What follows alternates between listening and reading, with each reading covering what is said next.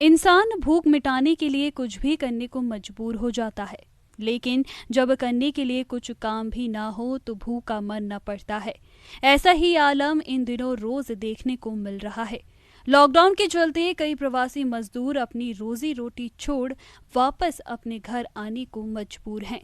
अन्य राज्यों में मजदूरी करने गए इन मजदूर परिवारों पर लॉकडाउन के दौरान जो प्रशासनिक सितम हुआ, उसकी एक झलक देखने को तब मिली जब एक मजदूर परिवार 600 किलोमीटर से अधिक का सफर अपनी साइकिल रिक्शे से तय कर हरपालपुर के पास अपने गांव पहुंचा।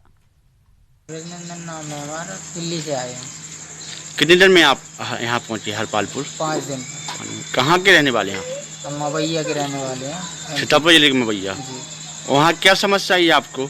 वहाँ पर काम दाम बंद था, पैसे वैसे की दिक्कत पड़ने लगी। कमरा किराया लेके मालिक हर रोज़ पैसे मांगने लग गए। फिर सोचा कि क्या करेंगे, यहाँ पर पैसा ऐसा ख़त्म हो गया था। जो था कमाया था वो बैठे बैठे खा लिया 40-45 दिन में। कारण व्यवस्था क्या करिए, शाम सुबह जाओ तो थोड़े थोड़े चावल मिलते हैं, बस वही ले लो और दोनों टाइम वही चावल खाओ। हरपालपुर के मवई निवासी वृंदावन अहिरवार दिल्ली में रहकर मजदूरी का काम करता था। उसके साथ उसकी पत्नी और 3 बच्चे भी रहते थे, लेकिन कोरोना के काले साए ने इन मजदूरों को भगाने पर मजबूर कर दिया। मजदूर परिवारों के सामने रोजी रोटी का संकट खड़ा हो गया। काम धंधा बंद होने से जहां मजदूरों को अपने लिए भोजन जुटा पाना मुश्किल था, वहीं मकान मालिक ने किराया मांगना शुरू कर दिया। वृंदावन 5 दिन पहले अपनी साइकिल रिक्शे में अपनी गृहस्थी का सामान भरकर अपने गांव की ओर निकल पड़ा।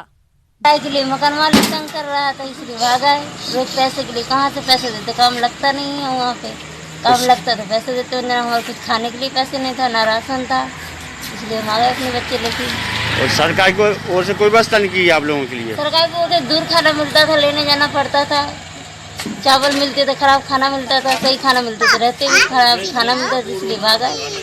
बीमार तो ना करना तो बच्चों को रखे वहाँ पे, इसलिए आ गए हम लोग। वृंदावन जब अपने गांव पहुंचा तो मानो उसे दुनिया की सारी खुशी मिल गई। वृंदावन की पत्नी गीता ने बताया कि रास्ते में उन्हें खाने पीने की कोई व्यवस्था नहीं मिली और ना ही कोई प्रशासनिक मदद। गीता ने कहा कि उनके लिए 5 दिन का सफर उनकी जिंदगी का सबसे बुरा अनुभव रहा। उन्होंने कहा कि वे कोशिश करेंगे कि उन्हें यही रोजगार मिल जाए। वे कभी अपने गांव छोड़कर जाना नहीं चाहती। वे कभी अपने गांव छोड़कर महानगरों की ओर पलायन नहीं करेंगे, चाहे कितनी ही विकट स्थिति क्यों ना आ जाए। ईटीवी भारत, छतरपुर, मध्य प्रदेश।